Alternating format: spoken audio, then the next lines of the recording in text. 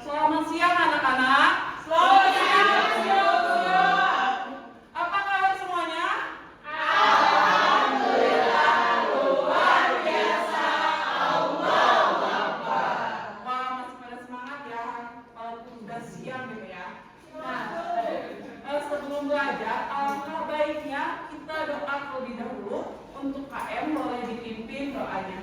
Sebelum mulai pembelajaran. Sebelum mulai pembelajaran kita berdoa menurut pelajaran masing-masing mulai. Selesai. Amin. Di sini ada yang tidak hadir. Ada. Siapa? Sally. Apa kenapa Listia? Nonton konser.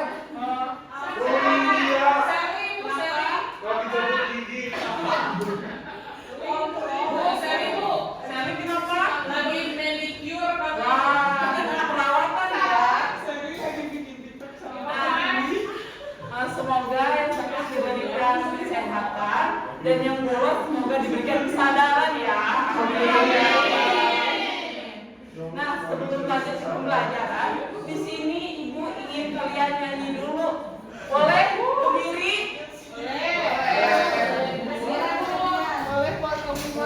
Boleh. Boleh operator lagunya?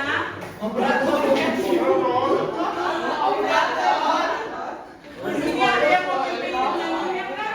Rizky Pratama, Bu. Rizky Pratama, Bu. Ayo, Bu.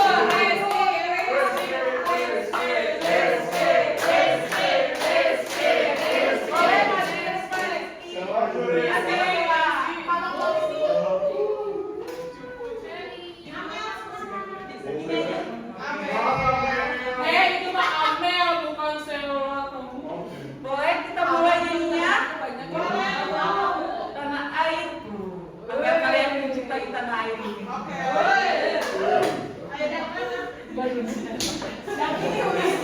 Akhirnya Tono. Bukan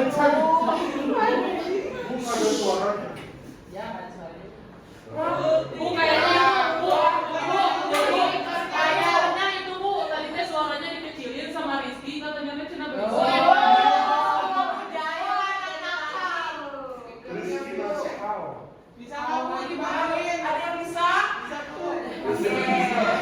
Rizky Mau dulu. Bangsa nunduk Bu. Sekolahnya elit. Rizky gede. Gabenya main berapa ya? Sekolahnya apa sih? Gabenya ngurus PP. Oke siap.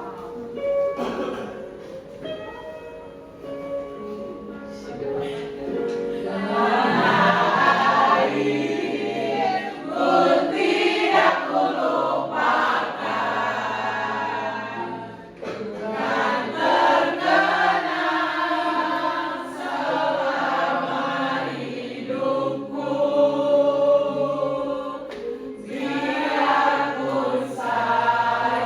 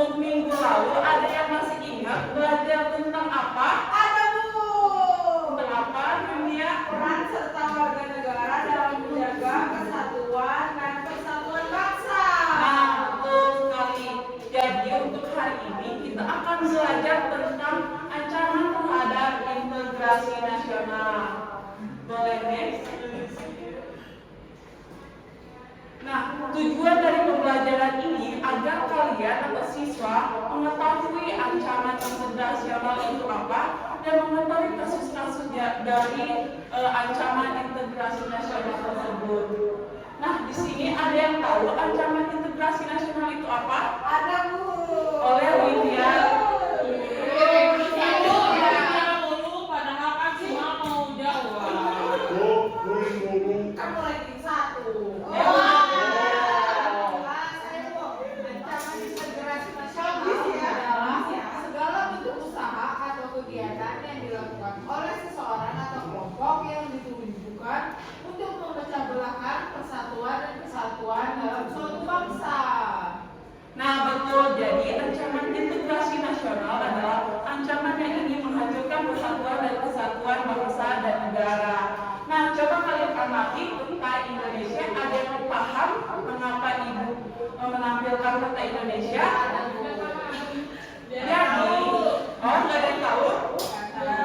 Jadi, Indonesia ini berada di tengah-tengah dunia dan dilewati oleh garis khatulistiwa yang diapit oleh dua benua, yaitu benua Asia dan Australia, dan di antara samudra yaitu Samudra Hindia dan Samudra Pasifik. Nah, jadi Indonesia ini sangatlah strategis dan ideal, yang dimana berpotensi menjadi ancaman terhadap integrasi nasional tersebut.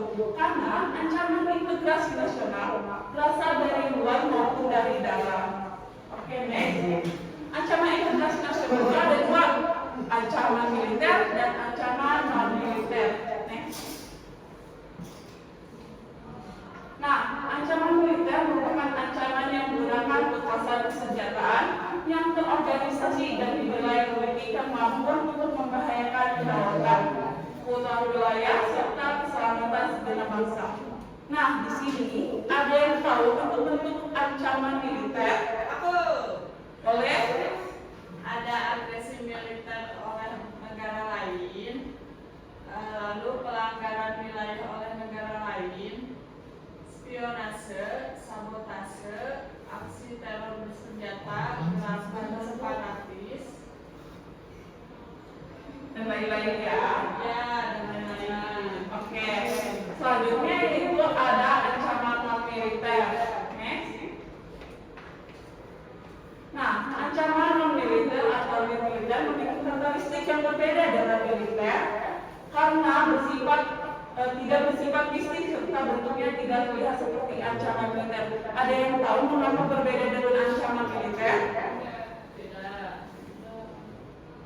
Ada yang tahu? Boleh? Tidak. Karena ancaman berdimensi ideologi, ancaman berdimensi politik, ancaman berdimensi ekonomi, dan lain-lain. Ancaman berdimensi sosial budaya, ancaman berdimensi teknologi dan informasi, serta ancaman berdimensi keselamatan. Nah, betul. Jadi ancaman militer itu berbeda dengan ancaman militer karena berdimensi ideologi, politik, ekonomi, sosial, dan lain-lain. Nah, di sini itu akan membagi menjadi kelompok saja karena banyak yang nggak masuk ya. Iya.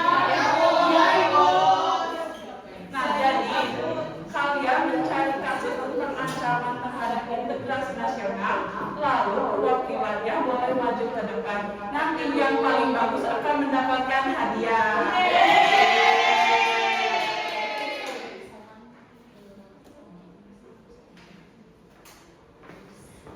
Boleh. Ibu kasih waktu 10 menit cukup? Oke, dimulai dari sekarang. Dan kalian juga boleh cari dari internet, jangan di buku aja, boleh dari artikel jurnal atau yang lain-lain, dan boleh juga melihat di YouTube yang telah Ibu berikan di kelas. Baik, Bu. Udah beres, Bu. Sudah? Sudah, Bu. Boleh perwakilannya maju ke depan. Ada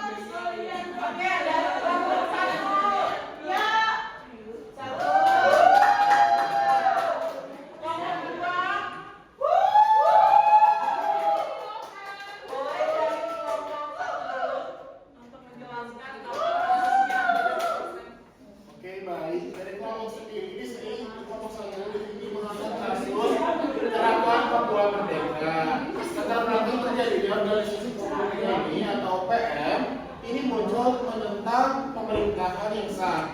Organisasi ini didirikan pada tahun 1965, tepatnya di kota Manokwari. Tujuan OPM ini adalah untuk mewujudkan kemerdekaan Papua bagian barat dari NKRI. OPM ini bermula sebelum masa reformasi, dan pada saat itu OPM merasa bahwa mereka menganggap bagian dari negara NKRI maupun negara-negara Asia lainnya.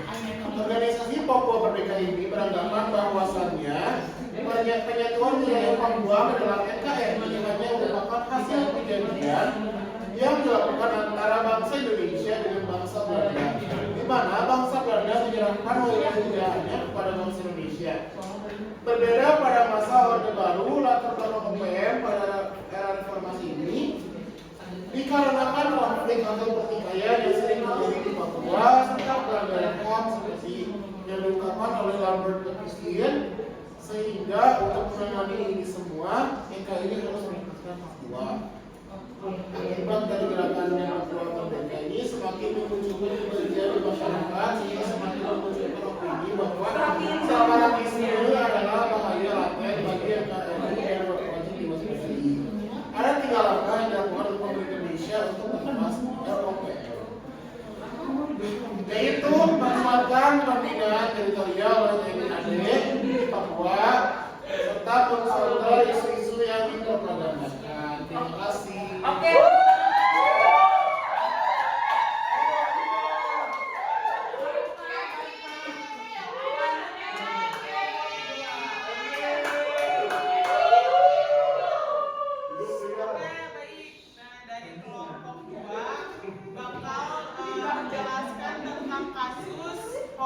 Yang menyebabkan konflik horizontal. Nah, kita mulai dari latar belakangnya dulu ya Bu. Konflik apa sih tentang hoax ini tuh bisa bermulai dari hal sepele gitu Bu. Bisa kita temui di internet kayak gitu Bu. Nah, itu tuh seperti kesalahpahaman, perbedaan pendapat. Lalu ada juga berita-berita yang sumbernya itu dari sumber yang tidak sah gitu ya Bu ya. Terus akibat dari kasus ini bisa merugikan kesehatan mental. Seperti kalau kita tarik penjelasan ilmiahnya itu, dalam sebuah studi para psikolog sepakat bahwa berita hoax bisa memberikan dampak buruk pada kesehatan mental seperti post traumatic stress syndrome atau PTSD, menimbulkan kecemasan sampai kekerasan. Lalu di sini ada cara kita mencegah terjadinya hoax yang menyebabkan konflik horizontal, yaitu dengan cara yang pertama gencatan senjata. Gencatan senjata adalah penghentian perang atau konflik bersenjata ataupun untuk sementara di mana kedua belah pihak yang terlibat setuju bahwa menghentikan tindakan agresifnya masing-masing. Lalu yang kedua ada koersi. Lalu yang ketiga ada mediasi, yang keempat ada konsiliasi, lalu yang kelima ada adjudifikasi, lalu yang keenam ada kompromi, lalu yang terakhir yang bisa kita sama-sama lakukan yaitu toleransi. Wah, selesai? Selesai. Tepuk tangan dong untuk kelompok. Karena ibu bingung nih milih siapa yang paling bagus. Kita tepuk tangan kalian.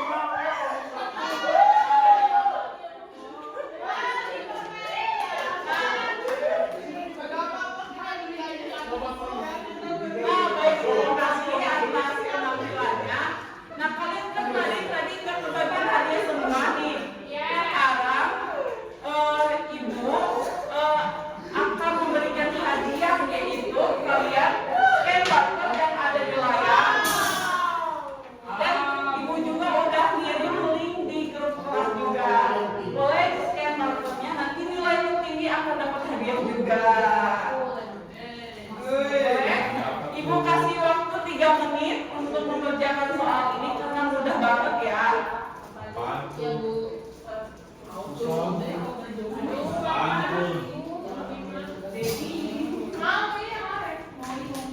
Sudah semuanya? Sudah Bu.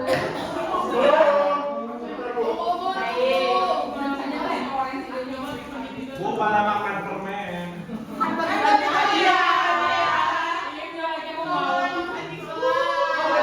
Nanti pas istirahat, oke? Sudah scan barcode-nya? Sudah dikerjakan?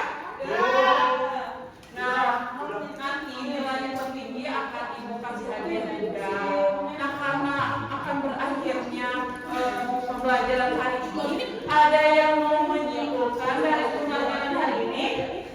Udah tahu kesimpulan? Adakah ada yang mau menyimpulkan? Aku Bu. Boleh Siti? Siap, boleh. Kesimpulannya, ancaman integrasi nasional adalah segala bentuk usaha atau kegiatan yang dilakukan oleh seseorang atau kelompok yang ditujukan untuk memecah belah persatuan dan kesatuan dalam negara. Ada terdapat 2 ancaman, yaitu ancaman militer dan non militer. Nah, betul. Jadi kesimpulan untuk pembelajaran hari ini yaitu ancaman integrasi nasional adalah ancaman yang ingin menghancurkan persatuan dan kesatuan bangsa. Dan juga ada ancaman militer dan ancaman non militer.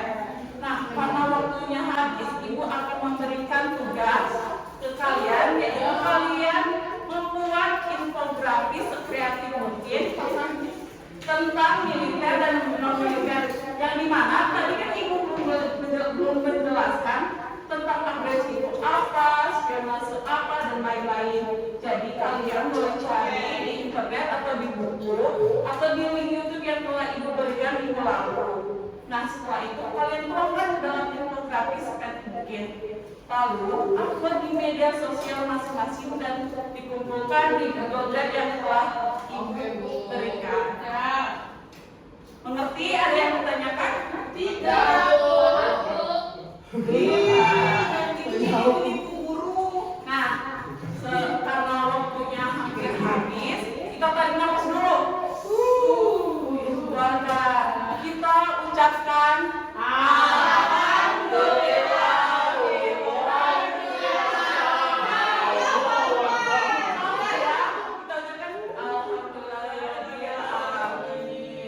terima kasih dari ibu. Sampai jumpa di minggu depan. Jangan lupa belajar untuk minggu depan ya, dan catat materi yang telah ibu jelaskan. Terima kasih. Wassalamualaikum warahmatullahi wabarakatuh.